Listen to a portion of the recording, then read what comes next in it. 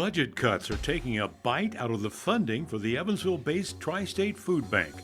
I'm David James, and next on 2 Main Street, we find out if the cuts threaten any of the programs to feed the hungry in 33 counties.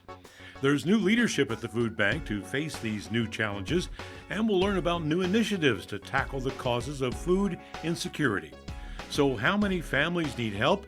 How dire is the need? Also, how you can volunteer and help fill the shelves at the giant warehouse off Lynch Road. 2 Main Street is next, presented by Jeffrey Berger, Kim Wren, and the Berger Wealth team at Bayard Private Wealth Management.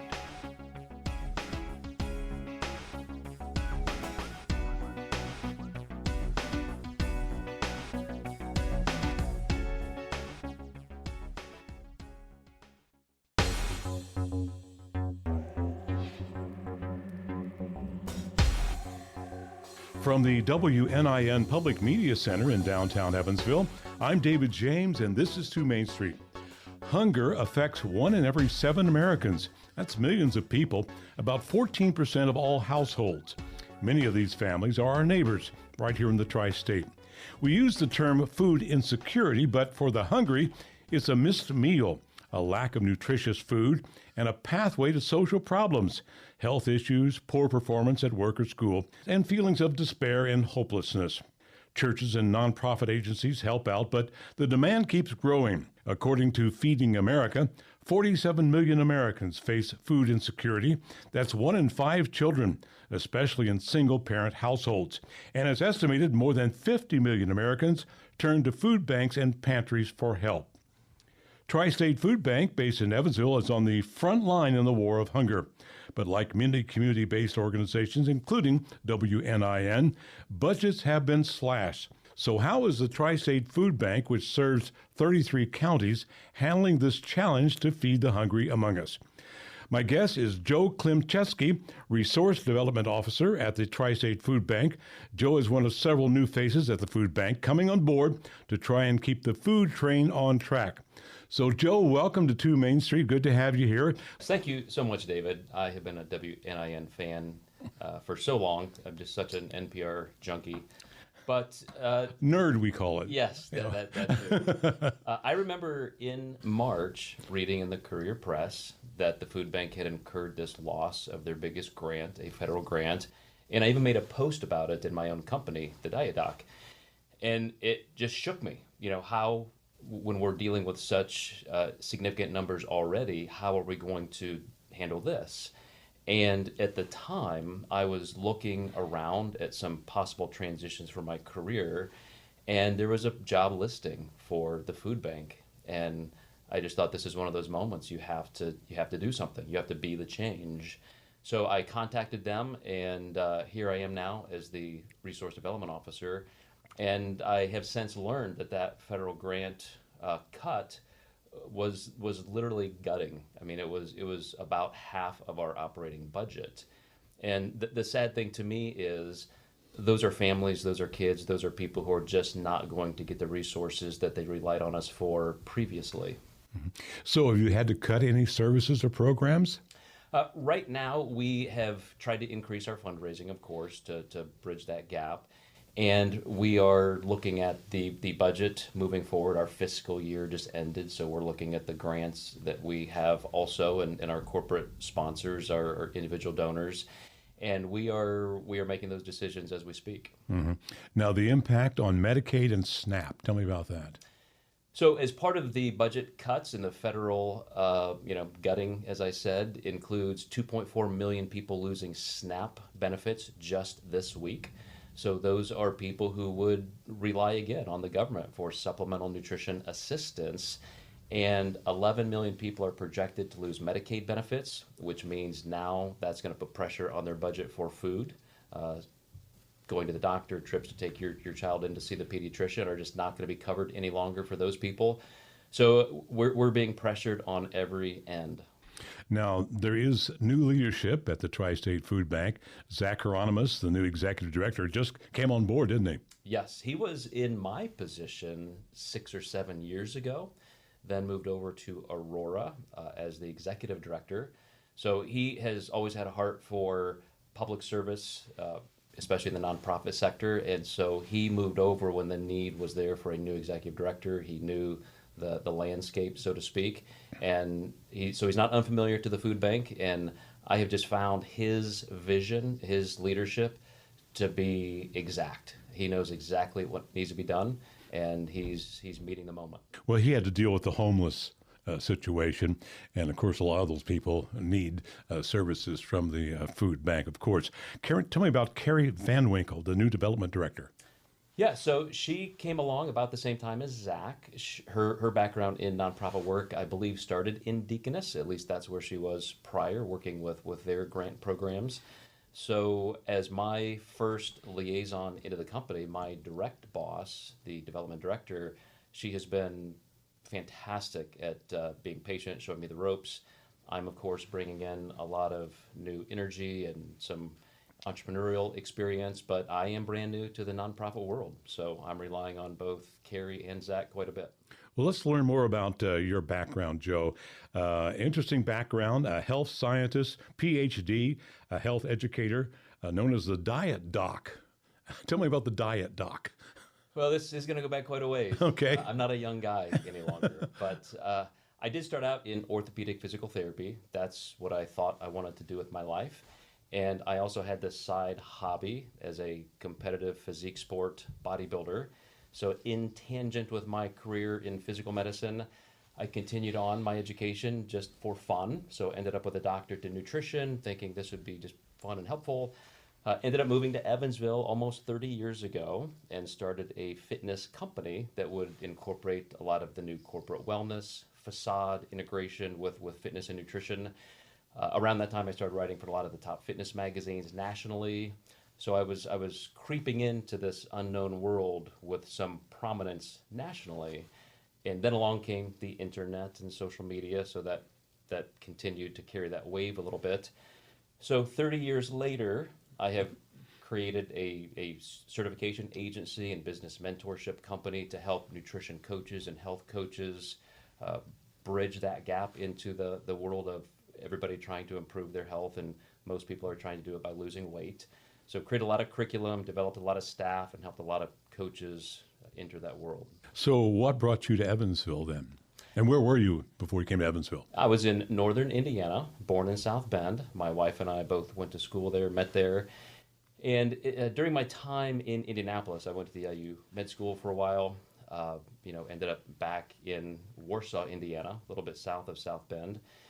And I had met a friend here, a personal trainer who was also in the bodybuilding world. So there was an opportunity to move down here and do something entrepreneurially. And we had two small children at the time, and for some reason I took the risk. I just thought it sounded great and would make a go of it. Let's go into the bodybuilding world. That conjures up all kinds of images. You're a competitive bodybuilder. What did that mean? You go to different events, or what? Tell me about that. Yeah, a little etiology story here is I was a pretty unhealthy, chubby little kid. I think you could look back at my childhood and say there was definite food insecurity. I grew up in a mobile home, eating government cheese. I didn't even know we were that poor, but I had 4 other siblings. And so retrospectively looking back, I had pretty humble beginnings. And I thought my way out of that was education. So that's why it was very high on my list to go to school and begin my career as that orthopedic physical therapist. But along the way, as that chubby little kid who was picked last in gym class literally every time, getting around the 10, 11, 12-year-old range, pre-puberty for a boy especially, was a chance to say, I want to do something different. And so for some reason, I decided exercise, quote unquote, and eating better was a path into a better life physically. So a year goes by, another year goes by, pretty soon I'm developing a decent amount of muscle and I'm playing sports. I'm in high school now. And there's a little bit of a subculture there, bodybuilding. There's, kind of like professional wrestling, there's professional bodybuilding, and there's the soap opera you can get involved in and all of the caricatures. And I really just I was kind of good at it, and I moved up the ranks and became a pro natural drug-free bodybuilder. And that's where I started developing these relationships with writing and editors and publishers of all of these fitness magazines. So you bring all of that background into the Tri-State Food Bank. Nutrition's a big deal, right? Absolutely. And one of the things I was so surprised to find out, and I think this is probably the most unknown thing about the food bank, we buy food. We're not just picking up rotten apples and expired canned goods from church food drives. We spend our budget leveraging amazing nutritious food, produce from local farmers that we have contracts with, all of the major grocers, Costco, Sam's, Walmart, Myers. We are buying semi-loads of high quality food to distribute to all of the food pantries, the shelters, the kitchens in our 33 county area. So more than 160 partner agencies. And so me as a health scientist, somebody with a doctorate in nutrition, that was great to hear. That's what I wanted to know. We're not just providing calories for people. We are really looking at food, which interestingly, even the HHS has a program called Food is Medicine. And Robert F. Kennedy says that's important to him. It's a little disheartening that he's slashing the budget so we can actually provide it, but at least the framework is there where they say we want to view food as a nutritious necessity. Of course, food insecurity is a problem nationwide. Any stats on the issue right here in the Tri-State? Yes, so you mentioned that food insecurity roughly hits 13 to 14% nationally. We here in Vanderbilt County are at 16.2%, which means almost 30,000 people right in our county are food insecure. Throughout our service area, those 33 counties in southern Illinois, northern West Kentucky, and southern Indiana, we're serving counties that are 21 and 22%. Wow. A lot of poverty in some of our rural counties. Mm-hmm. Now, any personal stories of the people who have been helped? I'm certainly just getting started, but maybe I shouldn't say this. I don't think there's a day I have worked yet in 2 months where at some point during the day I'm just not wiping tears from my eyes at my computer. There are a million stories. I mean, they come across my desk every day. To see the volunteers come in like an army, to sort and to fill some of the food boxes and the weekend kids' backpacks that we provide, it's just amazing. And I will say for Hunger Action Day, which is today, it's the Super Bowl of the year for us. Yesterday I was opening the mail, and I have an envelope with 2 single dollar bills in it. Somebody in our area said, I'm going to chip in what I can, and they sent $2 bills. Mm-hmm. Now, the Tri-State Food Bank we talked about has a large service area, 33 counties, of course, not in southern Indiana, southern Illinois, and western Kentucky. There's a satellite center in southern Illinois? Yes, Vienna. That is where we have a specific cold storage facility. As I mentioned, we have a lot of contracts with farmers producing produce for us. It's one of the ways we can leverage our dollars so well. For every dollar somebody sends us, we can turn that into at least 6 high-quality meals. And part of that is having those contracts, and to have an area right there in Vienna just helps with distribution. Illinois is where we have 16 counties we serve, a lot of them very rural, so it's definitely a concentration spot for us. So what is Feeding America, that organization? Feeding America was started in the 1960s by a gentleman, John Van Hingel, and he was in Phoenix, Arizona, volunteering at a food bank. And he had this thought. I hear 40% of the food we produce in our country is wasted, is thrown away, and yet we have this growing amount of hunger. Seems like a logistic problem. So he got a truck and he just started to bridge that gap. And now Feeding America is a $5.5 billion behemoth in our industry. It's our parent agency. We are a regional partner and affiliate. Feeding America reaches every single county in this country, and the resources, the infrastructure, the guidance that they provide to a bank like us is essential. It's purely amazing. Now, we talked about you have to buy your food, and of course, the budgets have been cut, so that makes it difficult. This food, the quality of the food is I guess, monitored. Who does that? So the USDA is definitely an agency that has to sign off on us. We have inspections. Local health agencies do the same. We are under the same regulatory rules and regulations of any food handler. So, what's an average day like at the Tri-State Food Bank warehouse? It's amazing. I love going out in the warehouse. I'm off in the corner in my office doing my thing, working with donors and trying to curate relationships. And a lot of the times I'm out and about, also having meetings. But when I go out in the warehouse and I see our warehouse manager and supervisors and the staff and the volunteers, it's very much like being at Costco. It's an 80,000 square foot warehouse. And so you see probably half a dozen forklifts at any time just wheeling around pallets of food, providing them to, as I said, the shelters, the agencies in our area. We are talking to Joe Klemczewski, Resource Development Director of the Tri-State Food Bank based in Evansville. Still to come, the volunteers. We're going to talk about them who help the Feed the Hungry among us and how you can help, and the expanded vision of the food bank to attack the causes of food insecurity. I'm David James. This is 2 Main Street. We'll be right back.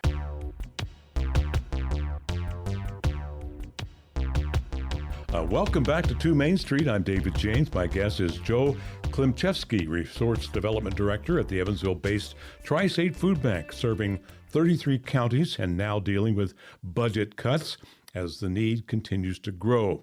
So, Joe, tell our listeners more about this big warehouse off Lynch Road. You got massive coolers out there, lots of packaged goods, also produce as well. Absolutely.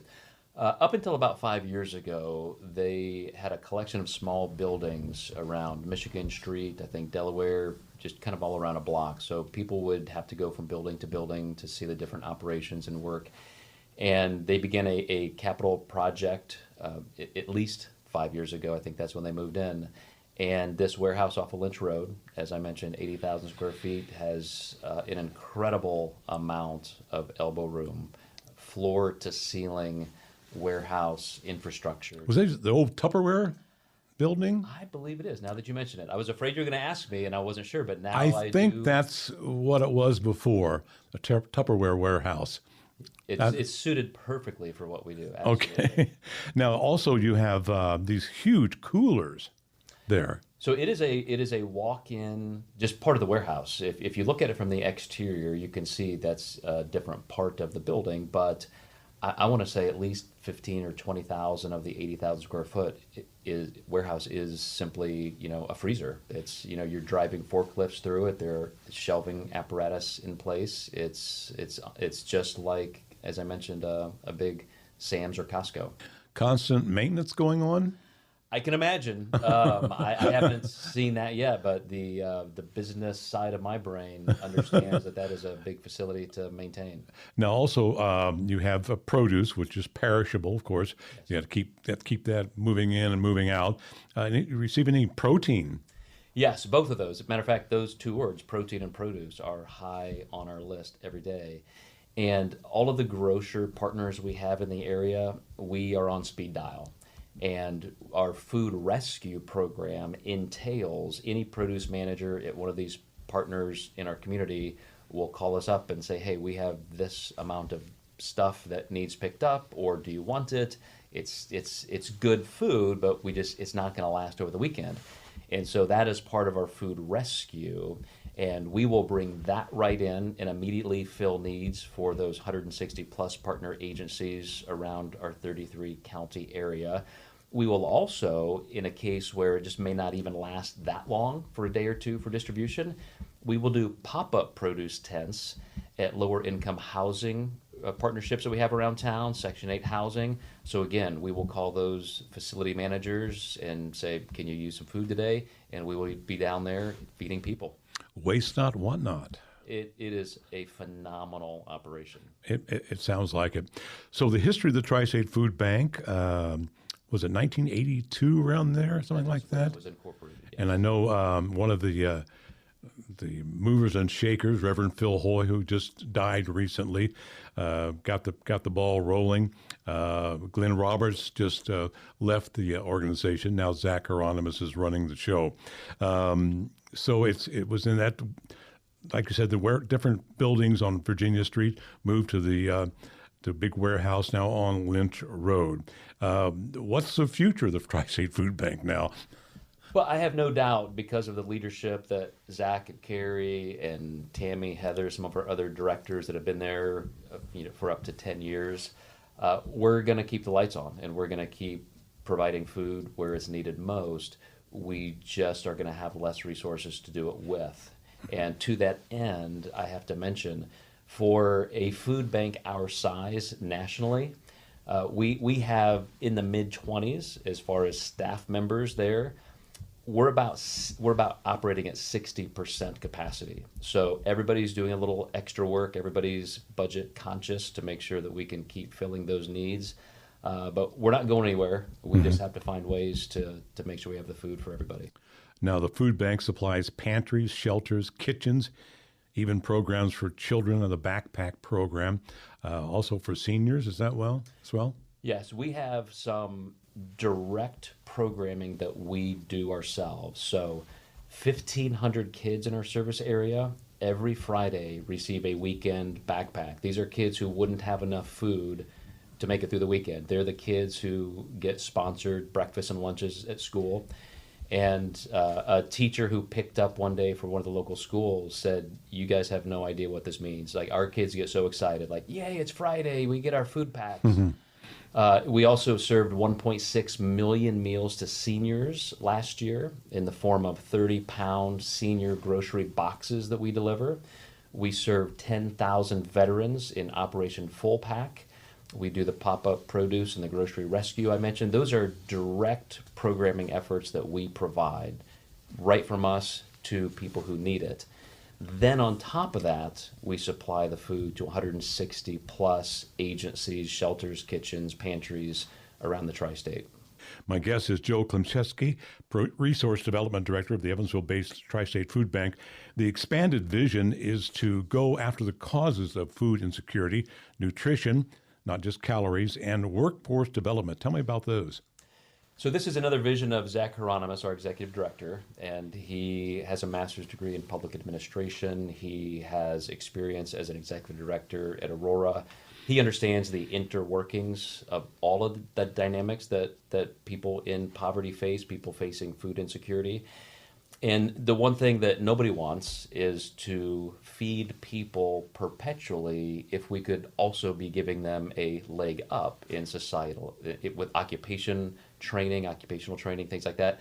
So there are some food banks in larger areas that we often visit.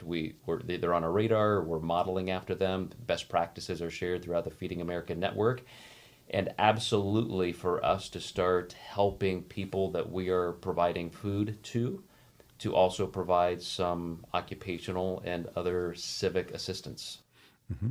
Logistics, of course, play a major role in this endeavor, getting the food in and out. A fleet of trucks, do you have those? Outside of my office, I see a couple vans, but on the other side of the building, yes, there are box trucks and semis that are constantly coming in and out, picking up food, delivering food. Also, just some of our partner agencies, they're doing a lot of this legwork themselves. They're coming in and picking up and always doing what they can. Mm-hmm. So what are some of the most requested and needed food items? Well, you mentioned protein and produce. Again, we have freezer capacity here as well as in Illinois. So we are getting high protein foods. The dry goods staples, one of the things that was, again, interesting to me, because I think when people think of a food bank, it's the church food drive. It's everybody bringing in cans of soup and so forth. And we are our food sourcing coordinator, food sourcing manager, is very good at looking at exactly what these pantries, these shelters, these kitchens need.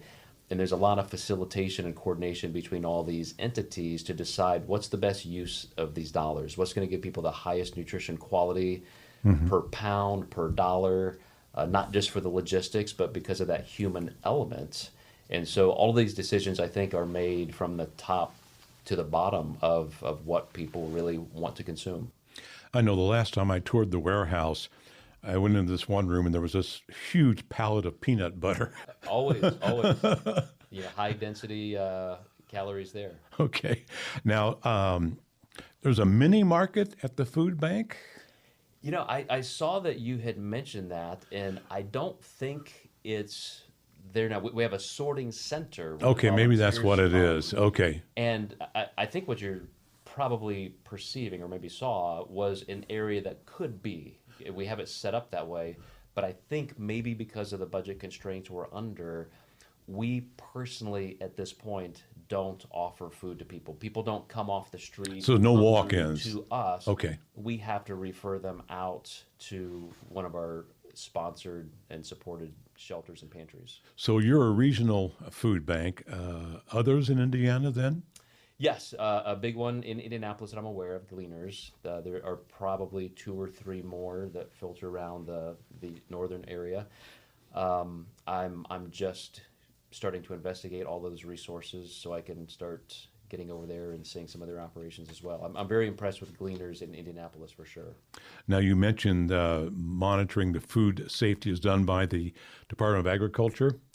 Yes, we have different inspections like anybody else. We even have audits annually. There are a lot of governing agencies that look at nonprofits. So yes, we have to be prepared for those. And of course, our standards of practice through the year are up to that standard.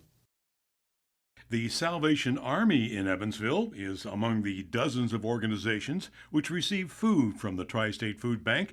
Here's my conversation with Salvation Army volunteer Maria Hillenbrand and Salvation Army Captain Brandon Lewis. Well, the soup kitchen is every day. Every day. And the food pantry is Mondays is when they started a few years ago self-shopping. And basically anybody can come in every 30 days, and on Mondays they can choose what their family likes and what they need. They literally can come in and shop, shopping cart, the whole 9 yards. And then on Wednesdays, they are given what they more or less have in the food pantry. So it's families that come in and individuals for various reasons, a whole lot of reasons. Mm-hmm. Where does this food come from? Well, the Tri-State Food Bank, I know that there is a avenue that the Salvation Army gets food to them. We're on hunger. I mean, the different canned goods that people donate and the money. And then Captain can educate us more on that. I know that a lot of businesses in the Tri-State are kind enough to donate too. A lot of businesses will hold food drives for their workplaces. What we often see is when people recognize that there's a need, something that's tangible, like feeding the hungry, it awakens a passion in them. They want to connect with it.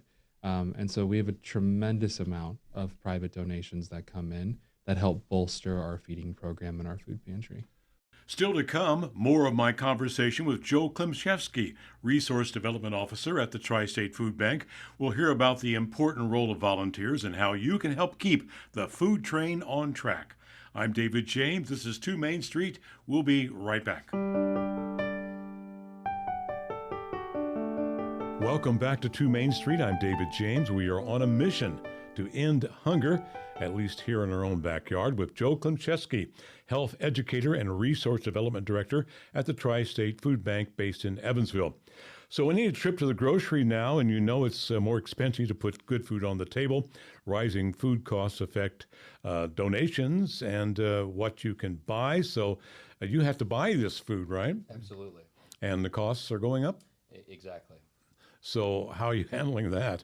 I spoke to our food sourcing manager yesterday, and that was my exact question to her. With inflation and instability in pricing, does that really affect our prices? And she said, oh my gosh, yes.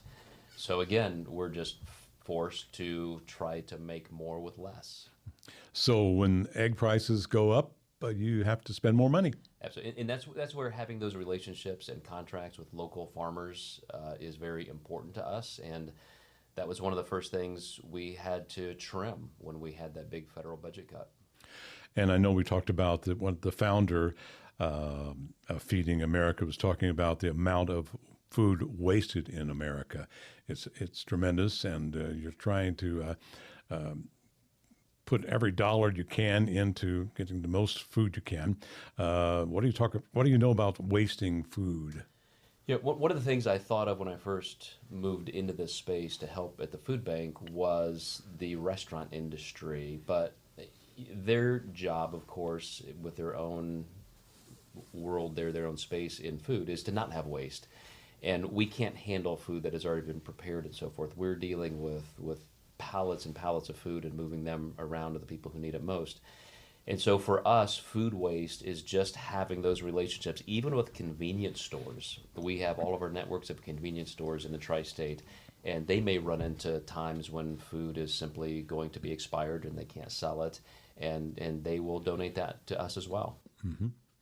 Now, any strange food donations? I know I talked to Glenn Roberts, and he had a donation of chicken feet that he didn't know what to do with, but apparently that's a big deal down in the South. Have you heard of any strange food donations? You know, I may not have been around long enough yet to see those. I'm going to have to wander out in the warehouse more often, but I will definitely keep you posted. Okay. And we talked about Hunger Action Month. Yes. And what's that all about? So right now in September, we are in Hunger Action Month. Today is Hunger Action Day. And it's simply our way of bringing awareness to the needs of our community. One of the things, David, that I think a lot of people don't often understand is that they see the homeless person, they hear those stories, they see somebody sleeping on the street, and they don't realize that the vast majority of people who need food assistance are working. Almost 90% of people who receive food assistance are working. They just don't have enough. I mentioned we have 150,000 people in our area who are food insecure, almost 30,000 right here in Vanderburgh County. 52% of those people do not qualify for SNAP benefits. So they have nowhere to turn.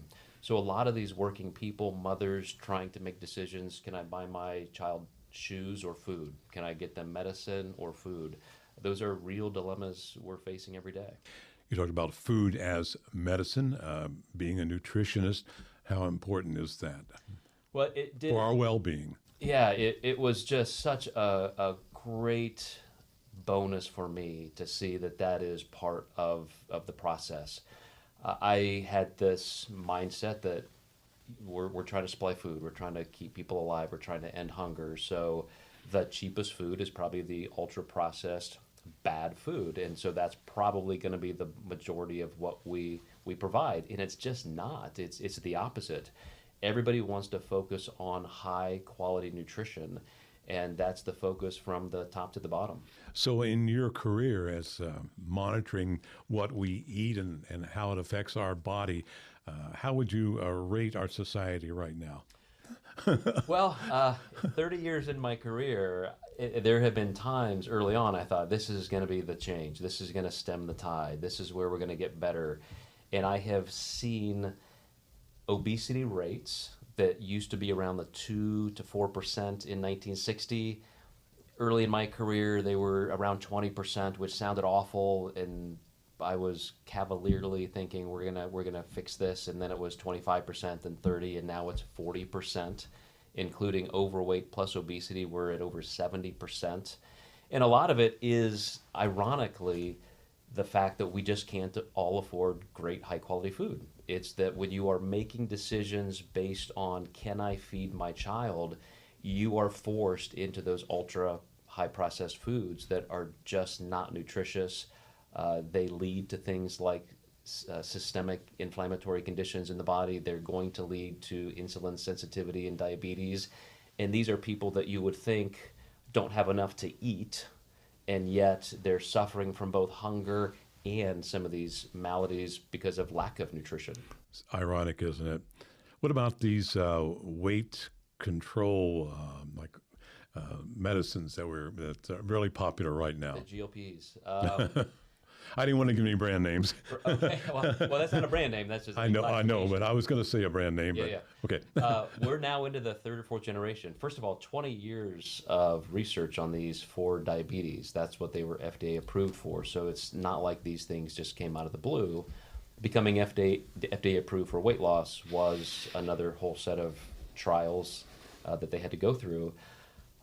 It's a 50-50. I'm happy that these tools are here, but physiologically, they simply reduce hunger. And there are some concerning side effects. So the problem is you take somebody who has the genetics for obesity, they may have the environmental conditions for obesity, and you give them this lifeline, and maybe they lose 50 pounds, 100 pounds. As soon as they're off this medication, all of those conditions still exist. And many, many people, just like we saw with gastric bypass surgery, bariatric surgeries of different sorts, they're gaining it back. So we have to find ways to titrate and use maintenance doses. One pharmaceutical company just passed the first FDA approval process for oral peptides. So I think we have to, as the American Medical Association has deemed obesity a disease process, if you really want better outcomes and you want these people to live healthier lives, we're going to have to treat it as a medicated disease process, at least for those who need it in that form. And the expression, your health is your wealth, is very, very appropriate. Now, you also say a $10 donation equals 60 meals? Yes, another big surprising fact to me is just how far we can make that work because of our partnership with Feeding America, because of the direct contracts we have with grocers and food partners, and the fact that some of those food partners that heavily discount for us, they also donate directly to us. So it's a burden that I think all of society is shouldering, and that's one of the great things about this job is I get to see so many people helping. Mm-hmm. Tell us about the volunteers. Who are these people? They're amazing. I say they are the heartbeat of our facility. So we have an amazing volunteer staff. Mitzi, our front office coordinator, Steve Scales, who's out there, and he's in the arena every day with the volunteers. We have our entire warehouse staff moving food around. But we have a sorting center. So for the programs we directly fund and distribute, the Operation Full Pack for veterans, the senior grocery boxes, the kids' backpacks, etc., we need volunteers every day to come in and sort that food and put it in the containers that we need for those people on the weekends and through the month. And we have an amazing volunteer hub on our website, so you can go register as a volunteer and then immediately look at the schedule. It's all automated. We do it in morning shifts from 8 to noon, afternoon from 1 to 4:15. We have a lot of teams, corporate teams, businesses who rally their staff and say, hey, let's have a volunteer day once a quarter or once a month and let's do something. So a lot of people around the tri-state are coming in like that. And I mean, it's kind of cliche, but it almost changes you more than it does the people you're helping. So what's been the feedback from the pantries and kitchens that you serve? It's indispensable. It's such an incredible network of people, and I often get to view some of the events and some of the media from Feeding America, so I get to see things, operations like ours, but in San Antonio or Boston or Phoenix. And these volunteers are often even in disaster relief roles. They're pulling up a semi into a hurricane, and they're providing food right there on the spot. I know I sound like, I'm just giddy and I'm the starry-eyed new kid on the block, and I truly am in some ways. But it's extremely heartening to see how hard everybody works. So how can someone listening to this program, moved by this situation, help? I think one of the most important things, because 70% of the funding for the entire nonprofit world in general is small donors. We love our large corporate sponsors. We just couldn't survive without them. We get grant funding, but 70% of the budget is that person putting $2 bills in the envelope. It's the person saying, I can set up an auto donation for $25 a month or $100 a month. So my wish as the resource officer is for everybody who is inspired by nonprofit in general, and you have your personal ties to different areas, youth services, homelessness, whatever you feel is your calling to support, I would at least propose that food insecurity and hunger is as primary as it gets, and please include Tri-State Food Bank on your list of people you support. And it's your passion. I know you said we can end hunger. You believe that? I do, and I see it. We could be in a lot worse shape. You can see what's happening in other parts of the world and different countries without the infrastructure we do that face famine from time to time. It's real. And I don't want to minimize what we face here because we've talked about food insecurity. There's a level of that that's called being very food insecure. And different levels of yes, that. Wow. 5.1% of our population is very food insecure, which means people in the household are going to bed hungry. People in the house are missing meals. Sometimes there's scheduling. Who gets to eat today, who doesn't? One of the gentlemen that I saw on a video who now volunteers at Gleaner's Food Bank in Indianapolis, he grew up as a recipient of food assistance. And he said, I remember sometimes our family sitting around and we would split one baked potato and we'd put salt and pepper on it to make it a little heartier. And so our whole family is eating a baked potato for dinner. So let's give one final pitch here for the Tri-State Food Bank, that all the services, the people that you serve, people don't know a whole lot about the inner workings of the Tri-State Food Bank. Give us an overview again. Well, first of all, come out and see us. That's one of the things I want to do as the resource development officer is connect people and make them feel like they are a team member. We need you to be a team member. So whether you volunteer once a week, my wife is now volunteering weekly. She's on the schedule. She can't stay away now that she has seen what great work we're all doing out there. And so come in and volunteer, bring your friends to volunteer, sign up as a small monthly donor if you can, give a large annual gift if you can. But come out for a tour. You took me around, and I'm very appreciative seeing the WNIN campus here. And I was like a kid in a candy store. And I would love everybody to feel like they can do that with our food bank. Come out and see what we do.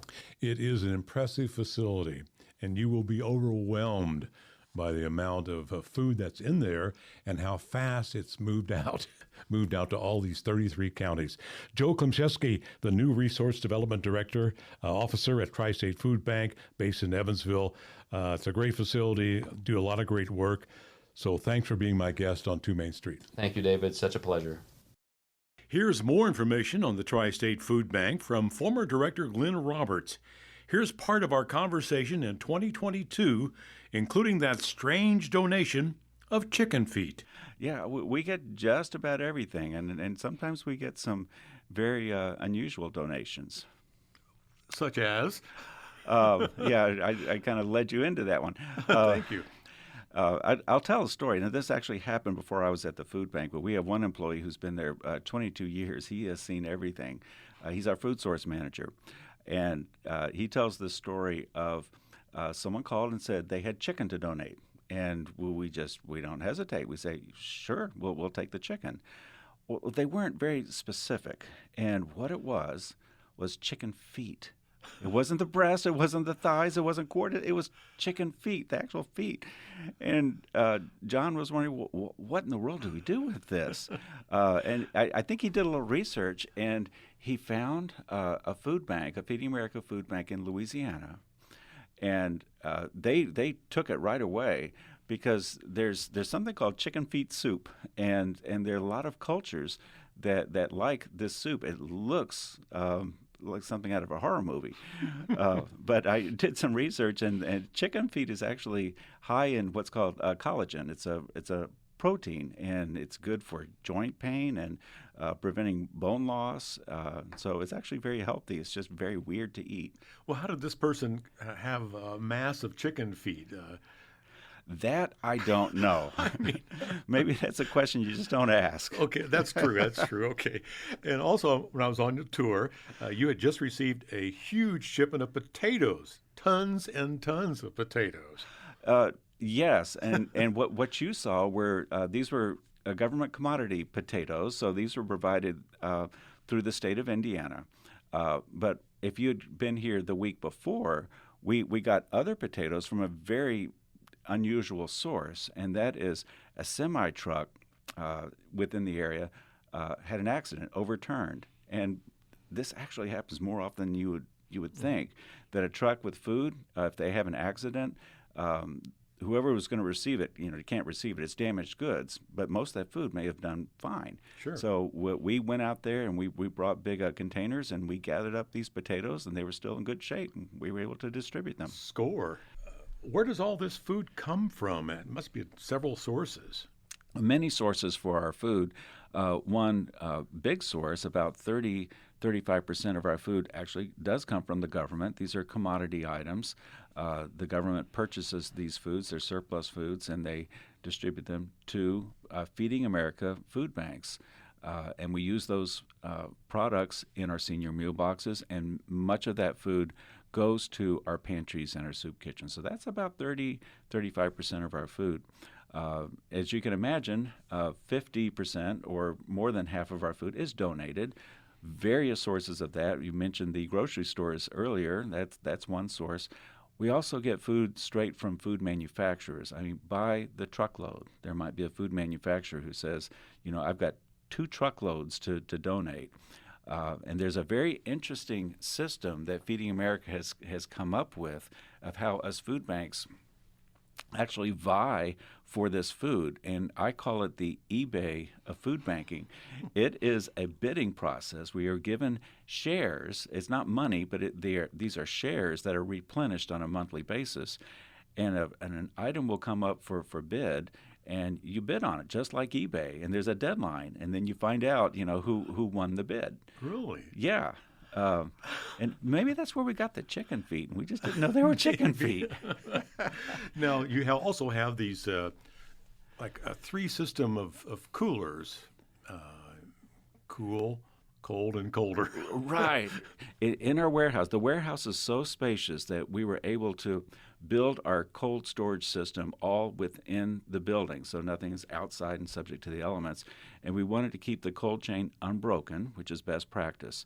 So when trucks with refrigerated product come, they come to special docks, and we unload it, and it goes straight into what we call the cold dock, and we keep that at about 50 degrees, and it's about 2,000 square feet. Good place to store a lot of produce. From there, if it needs to go into the cooler, we have a 3,000 square foot cooler. We keep that about 40 degrees, and from there, it's connected to the freezer, and we keep that right at about 0 or 5 below. Mm-hmm. Now, I know you've done some research into the food bank world, and food banks are kind of a relatively new phenomenon.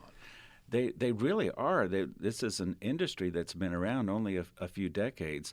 The late 60s, I think it was 1969, it all started in Phoenix, Arizona. And one man had this idea. He had noticed that people who operated pantries were actually dumpster diving behind grocery stores just to get some extra food. And he thought, there's got to be a better way. And he came up with this concept of a food bank. It really dedicated to acquiring mass quantities of food, large donations, and getting donations from food manufacturers and warehousing it and distributing it to the pantries and soup kitchens. And so that takes a burden off of them, and keep them from dumpster diving. Interesting concept, beautiful idea, and it kind of took off like wildfire across the country. And large communities, small communities developed this concept of a food bank. And what is now called Feeding America used to be called America's Second Harvest. They are the ones that kind of like tied together these food banks, get them to talk to each other, get them to maybe share ideas or share food if possible. And now it has grown exponentially. It's a wonderful, wonderful network, again, because we share ideas, best practices, and we share food. Now, of course, the food bank serves all these different agencies that help the poor, and that includes, I guess, the rescue mission and places like that, other shelters. Yes. We supply food to the rescue mission. I mean, so we have about 40 of these agencies just here in the Evansville area. Now, you get out to the rural communities, and of course, it's sparsely populated, and there are very few pantries and those types of agencies. And we are thrilled to be able to help them, but that's where we have to do more and hit those pockets in the rural communities with the mobile food distributions. But we have, in total, about 150 partner agencies, mostly pantries, but also soup kitchens and shelters. Now, and you told me that some of these trips to these outlying areas takes a day. It's a day-long trip there and back. It's a full day for us to go from Evansville to Cairo, Illinois. I mean, that's a good 3-hour drive. So the truck driver's got to get up, have his truck loaded, do the 3-hour drive, and then unload the truck there at the agency. And it's somewhere along the line they got to stop and eat lunch. That's right. And come back. It's a long day just to make one trip. And the Tri-State Food Bank is remembering one of its longtime directors, the Reverend Phil Hoy, who died recently. He was 88. Hoy served as executive director from 1987 through 2000. Reverend Hoy was a community leader, pastor, former Vanderburgh County Council member, and was an Indiana State representative. It is estimated 800 million people worldwide deal with hunger and food insecurity every day. The major causes include poverty, conflict, weather events, and natural disasters. Food insecurity is defined as not having access to sufficient food, or food of an adequate quality to meet someone's basic needs. Feeding America says the high cost of living is a major factor in food insecurity in the U.S., as households deal with housing, health care, utilities, and child and dependent care, stretching already tight budgets. I'm David James, and this is 2 Main Street. This show and previous shows are on demand at WNIN.org.